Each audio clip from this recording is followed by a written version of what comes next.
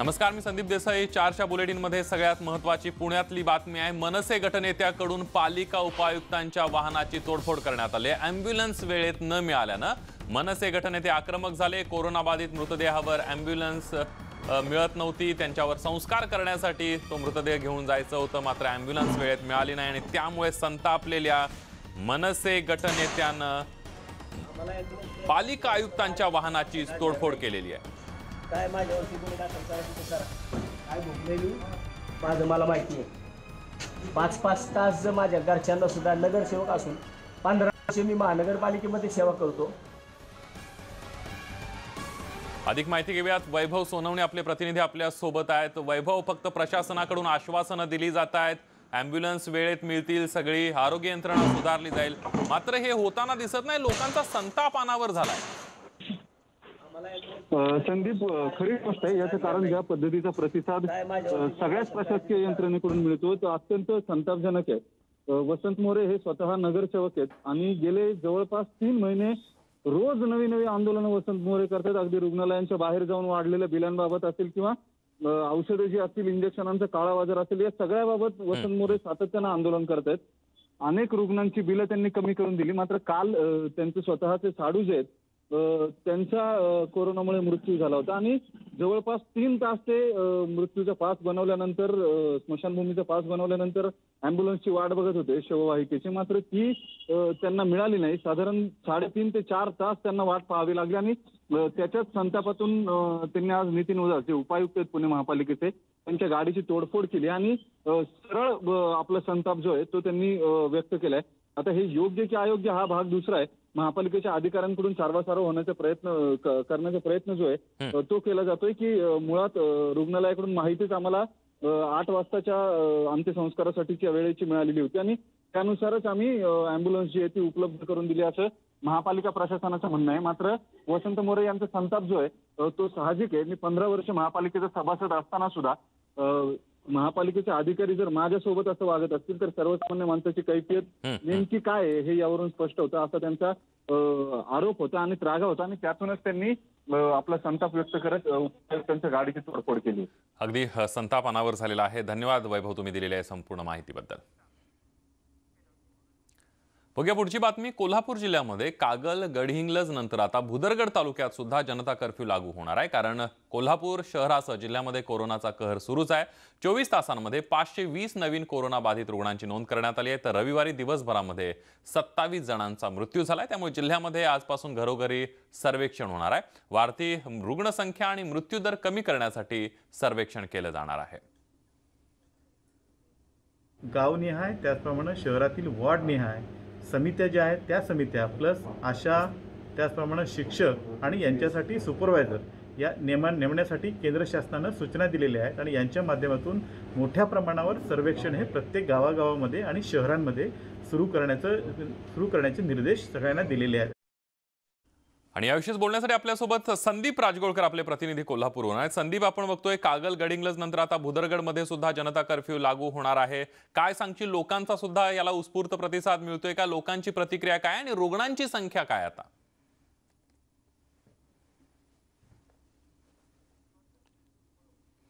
आपण बघतोय कोल्हापूरमध्ये रुग्णसंख्या दिवसेंदिवस वाढायला लागलेली आहे आणि याच अनुषंगाने आता कोल्हापूर जिल्ह्यातला कागल, गडिंग्लज नंतर आता भुदरगड तालुक्यात सुद्धा जनता कर्फ्यू लागू होणार आहे।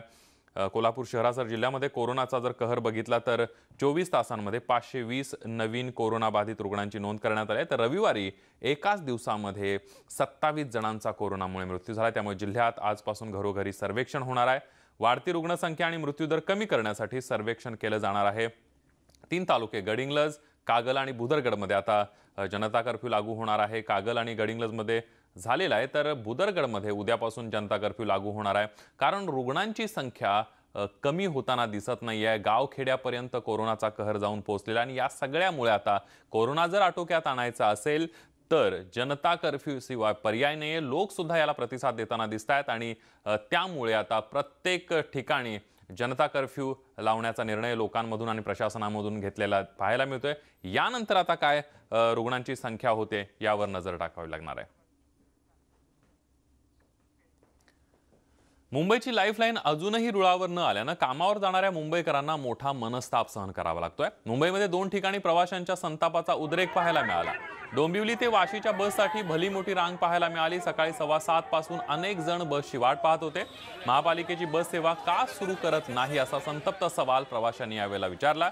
तर तिकडे विरारमध्ये सुद्धा संतप्त प्रवाशांनी अघोषित आंदोलन केलंय। लवकरात लवकर लोकल सुरू करण्याची मागणी यावेळेला करण्यात आली। कोरोनामुळे काही महिन्यांपासून सामान्यांसाठी लोकल सेवा ठप्प असल्यानं याचा सर्व ताण बस सेवेवर पडतोय। त्यामुळे प्रवाशांना तासनतास रांगेत उभं राहावं लागतंय। त्यातही बस मिळेल की नाही याची शाश्वती नसते। त्यामुळे प्रवाशांच्या संतापाचा उद्रेक पाहायला मिळतोय। लोकल ट्रेन चालू करणं बहुत महत्त्वाचं आहे, कारण की मी पण सकाळी 6 वाजेपर्यंत लाईन लावले। आता सडनली बस बंद आहे तर आम्ही कसं जाऊ?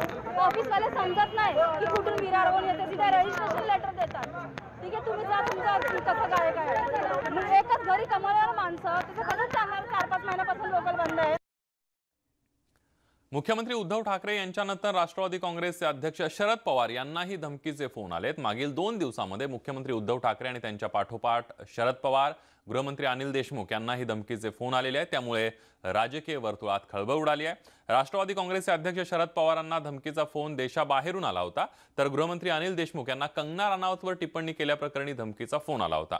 अधिवेशन सुरू असतानाच धमकीचे फोन आल्याची ही बातमी समोर आल्यानंतर राजकीय चर्चांना उधाण आलंय।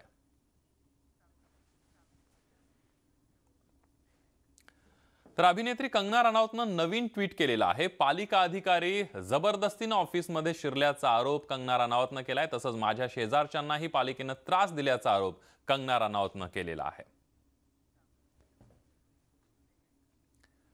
शिवसेनेसोबत सुरू असलेल्या वादानंतर अभिनेत्री कंगना राणावतला Y+ दर्जाची सुरक्षा देण्यात आली आहे। केंद्रीय गृह मंत्रालयानं तिला ही सुरक्षा देण्याचा निर्णय घेतलाय। या निर्णयानंतर अभिनेत्री कंगना राणावतनं गृहमंत्री अमित शाह यांचे आभार मानले। मुंबईमध्ये येणारच, हिम्मत असेल तर अडवून दाखवा असं आव्हान कंगनानं पुन्हा एकदा दिलंय। मुंबईची तुलना पाकव्याप्त काश्मीरशी केल्यामुळे कंगना वादाच्या भोवऱ्यात सापडली होती। बघूयात कंगनानं काय म्हटलंय। आता कोणत्याही देशभक्ताचा आवाज कोणी फॅसिस्ट प्रवृत्ती चिरडू शकणार नाही, याचंच हे उदाहरण आहे। मी अमित शहाजी यांची आभारी आहे। त्यांनी म्हटलं असतं तर सध्याच्या स्थितीत काही दिवसानंतर मला मुंबई जाण्याचा सल्ला देऊ शकले असते, पण त्यांनी भारताच्या एका मुलीच्या वचनाचा मान ठेवला, आमच्या स्वाभिमान आणि आत्मसन्मानाची लाज राखली। जय हिंद। तर कंगनानं मुंबईविषयी वादग्रस्त वक्तव्य केलं होतं आणि तिच्या या वक्तव्यानंतर शिवसेना खासदार संजय राऊत आणि कंगना यांच्यामध्ये शाब्दिक चकमक झाली होती। मात्र आता तिने महाराष्ट्र आवडत असल्याचं ट्विट केलंय। यश मिळाल्यानंतर मला अनेक मोठ्या बॅनरचे दिग्गज कलाकार असलेल्या चित्रपटांच्या ऑफर्स मिळाल्या होत्या, मात्र मी त्या सगळ्यांना नकार दिला। त्यावेळी मला प्रचंड विरोध सहन करावा लागला। या काळामध्ये मला बराच संघर्ष करावा लागला, परंतु मी केलेला पहिला स्वतंत्र चित्रपट म्हणजेच मराठा इतिहासातील गौरवशाली छत्रपती शिवाजी महाराज आणि राणी लक्ष्मीबाई यांच्याविषयी होता, कारण मला महाराष्ट्र आवडतो असं ट्विट कंगनानं केलंय। कंगनाला Y+ दर्जाची सुरक्षा देण्यात आलेली आहे। आता बघूयात Y+ दर्जाच्या सुरक्षेविषयी नेमकी काय वैशिष्ट्य आहे। एकूण 11 सुरक्षा कर्मचाऱ्यांचा समावेश असतो। 1 अथवा 2 कमांडो आणि 2 PSOचा समावेश असतो। अतिमहत्त्वाच्या व्यक्तींना हे संरक्षण दिलं जातं।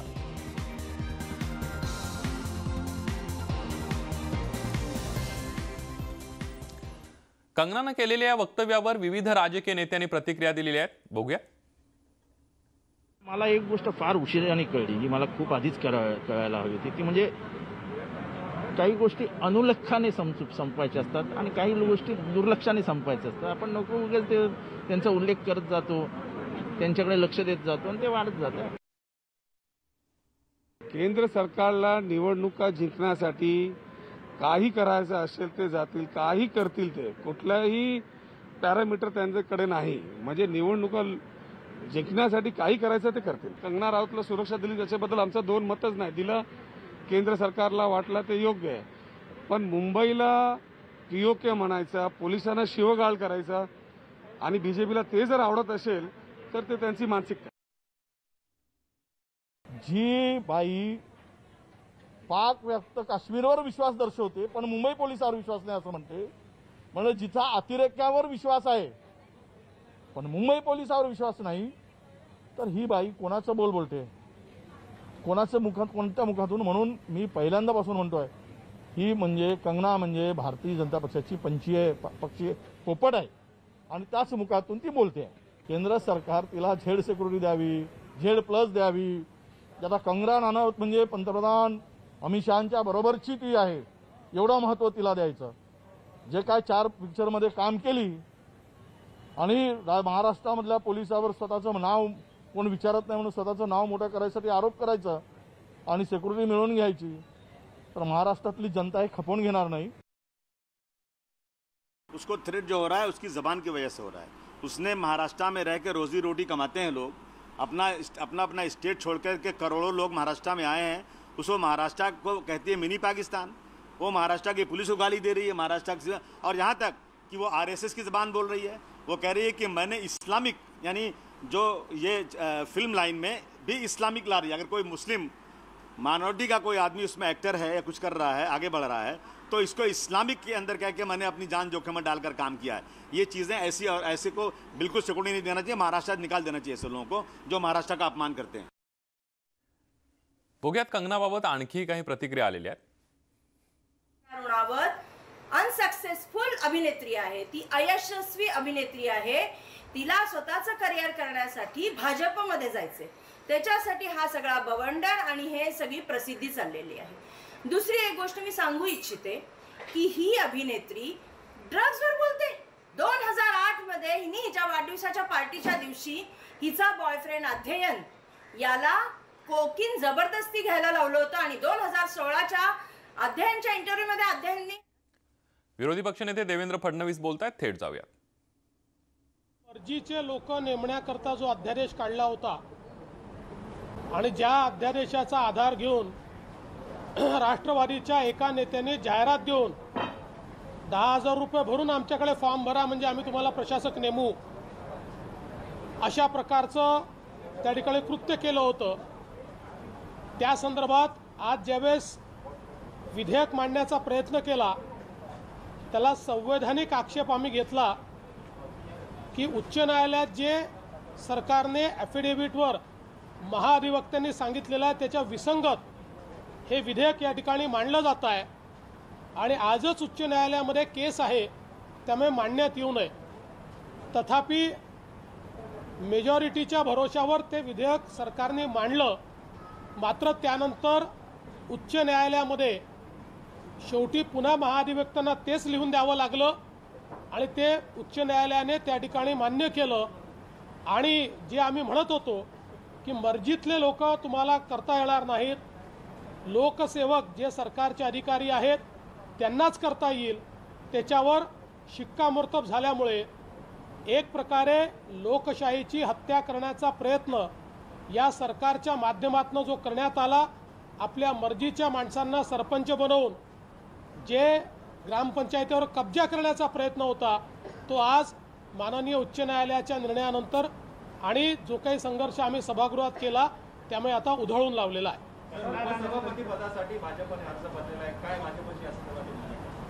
उपसभापती पदाकरता एकमताने ते करावं ही आमची देखील भूमिका होती, पण सरकारला का घाई झाली आहे मला हे समजत नाही. BSCत आम्ही सांगितलं होतं की आपण हे अधिवेशन कोरोनाच्या या पार्श्वभूमीवर अत्यावश्यक गोष्टींकरता, त्या BSCत हे देखील ठरवलं.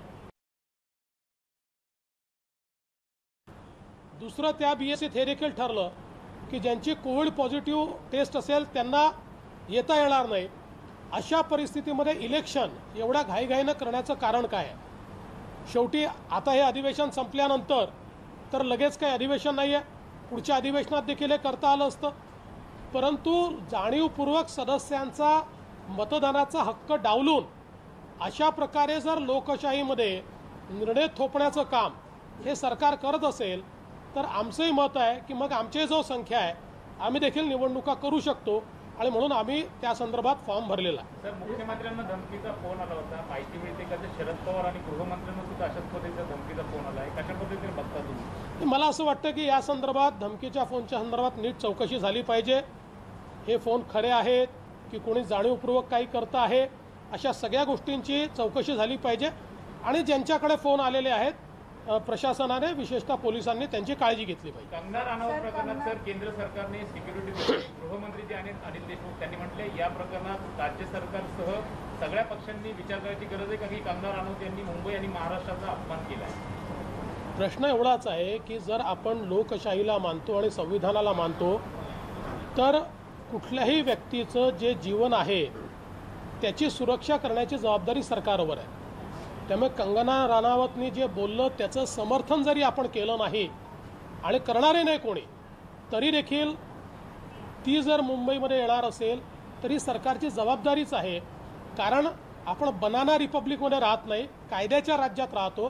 कायद्याच्या राज्यात शेवटी जे आतंकवादी होते त्यांच्यावरही हल्ला होऊ नये म्हणून त्यांनाही अनेक वेळा आपल्याला सिक्युरिटी द्यावी लागते.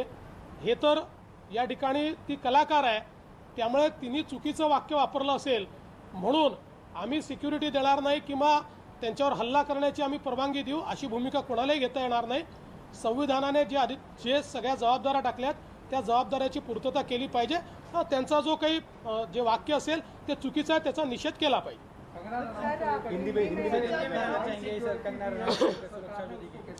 देखिए, किसी का कोई वाक्य गलत भी हो, किसी का विचार भी गलत हो तो उसका हम निषेध कर सकते हैं, वो गलत है ये हम बोल सकते हैं, लेकिन राज्य सरकार की या जो संवैधानिक पदों पर बैठे हैं उनकी जिम्मेदारी होती है कि उनकी जान और माल की रक्षा करना. यानंतर बुलेटिनमध्ये एक छोटासा ब्रेक घेऊन पुन्हा परतूया. पहा फक्त न्यूज 18 लोकमत.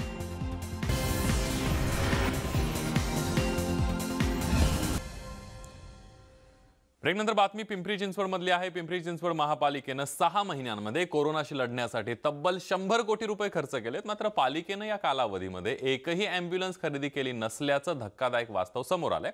पालिकेकडे सध्या जुन्या आणि जीर्ण अवस्थेतले अँब्युलन्स आहेत. त्यांना अँब्युलन्स म्हणावं की मृत्यूगाडे असा प्रश्न नागरिकांना पडलाय. अँब्युलन्सच्या चालकांना महापालिकेनं कोणतीही सुरक्षेची साधनं पुरवलेली नाहीयेत. त्यामुळे ते आपल्या जीवावर उदार होऊन रुग्णांची सेवा करतायत. या काही घडामोडींनंतर बुलेटिनमध्ये इथंच थांबूया. ताज्या बातम्यांसाठी पहा फक्त न्यूज 18 लोकमत.